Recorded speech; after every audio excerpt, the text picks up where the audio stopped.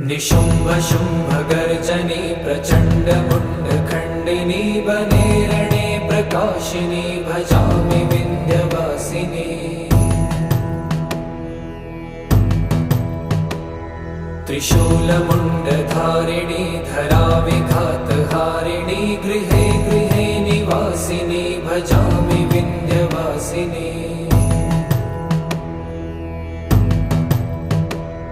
दरिद्र दुःखहारिणी सदा विभूतिकारिणी वियोगशोकहारिणी भजामि विन्ध्यवासिनी। लसत्सुलोललोचनं लतासनं वरप्रदं कपालशूलधारिणी भजामि विन्ध्यवासिनी। कराब्ज